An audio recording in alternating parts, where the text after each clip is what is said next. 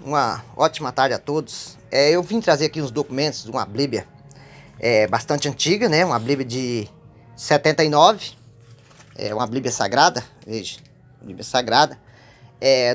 Tem um documento, né? Palavra do nosso Baal, que o Senhor é Baal. Muitos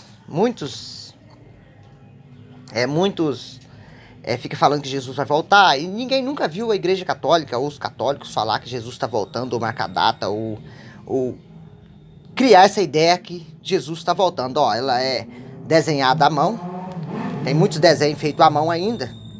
Então aqui ela é um documento porque aqui, ó, ela está autografada pelo padre que fez, né, Padre Francisco, e ele se considera apóstolo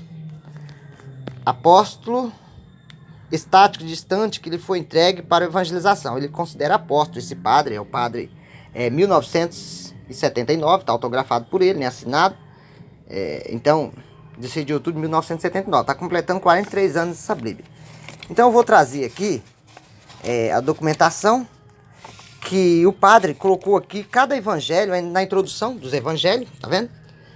Introdução dos livros, tem todos os livros, tem Mateus, tá vendo? Mateus. Agora, Mateus tem muita coisa, mas eu vou começar do evangelho de Marcos. Ó, a tradição está de acordo que foi em Roma que se compôs o segundo evangelho. Roma compôs o segundo evangelho, né? Está claro aqui, vocês podem ler. Aí veja bem. E esta tradição é também unânime em atribuir o evangelho a Marcos, um discípulo de Pedro, que era usualmente identificado como João, Yohanan, né? Marcos. Aí aqui está os versículos onde ele escreve, né? Esse discípulo, segundo ele, era um discípulo de Pedro, mas até o padre lá era discípulo, que a Igreja Católica não tem tempo para ser discípulo.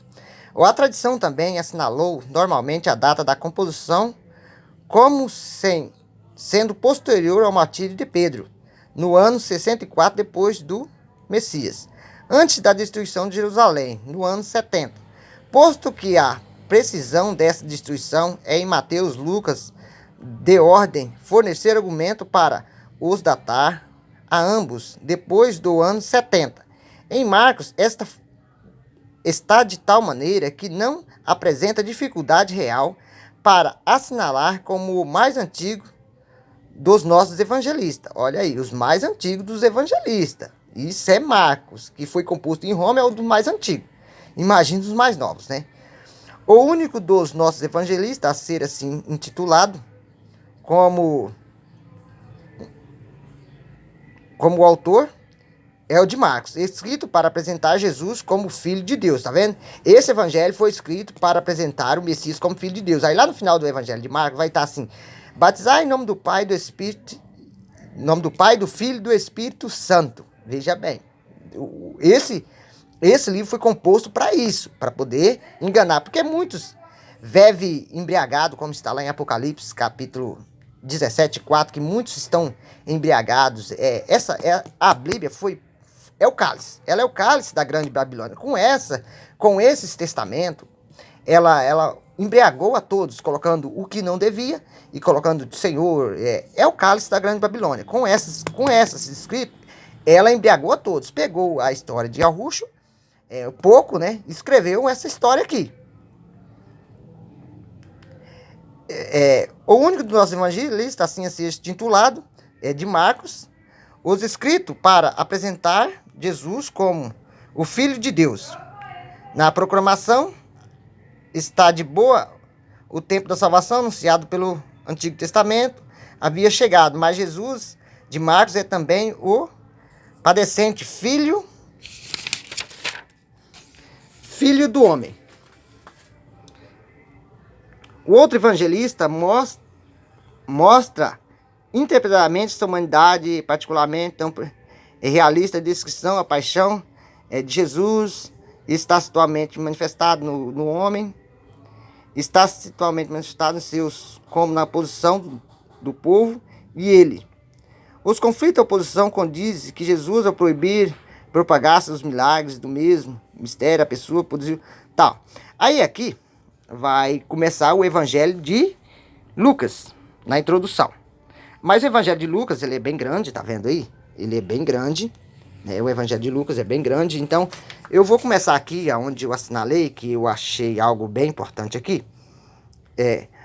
Começa assim: mas esses conceitos, bem como qualquer aspecto particular da doutrina de Jesus que Lucas escolhe para realçar, são apresentados de maneira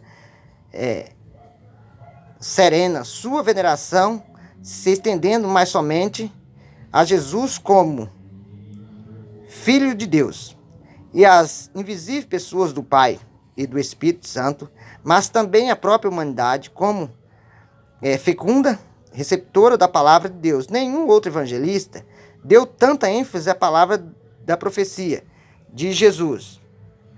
Nenhum outro é tão otimista quanto a acolhida favorável que está destinada a receber. Nada do que a palavra divina ordena pode falhar da história. A palavra de Jesus sobre o amor aos inimigos a vista como a única que das pequenas comunidades cristãs da época de Lucas possui para combater as forças da perseguição. A palavra de Deus é doutrinada, plantada no coração do homem, é função da comunidade cristã enfrentar a humanidade com essa palavra, que passa por vicissitudes que invisivelmente acha quem queira ouvir, crer e agir. Muitos estudiosos, o mais importante aqui, muitos estudiosos concordam que Lucas usou o Evangelho de Marcos. Veja bem, o Evangelho de Marcos foi confeccionado em Roma, por Roma, como uma das fontes. Muitos estudiosos concordam que Lucas usou o Evangelho de Marcos como uma das fontes. Alguns acham mesmo ser esta a principal origem dos dados de Lucas, a qual juntou-se outras fontes, inclusive uma narrativa da paixão, e para outros Lucas usou Marcos somente como fonte suplementar de material obtido das tradições.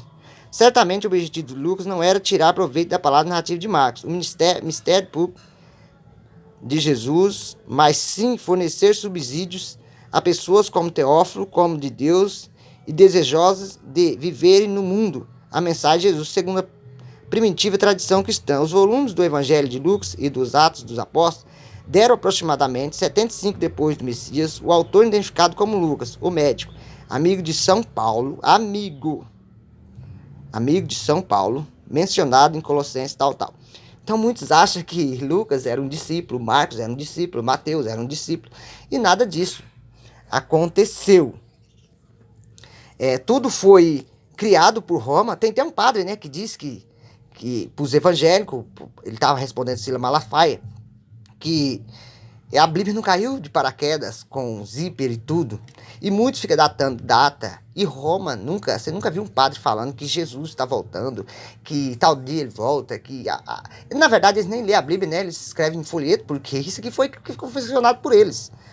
Esse foi um documento, depois eu vou ver o que eu posso trazer aqui do Evangelho de João também, o Evangelho de Mateus, de Hebreus, o Apocalipse, que já era 200 anos antes de Messias. Aqui nesses documentos diz que já era usado, o livro de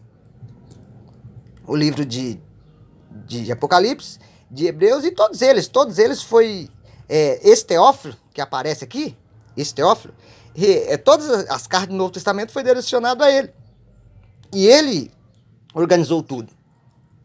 Até logo.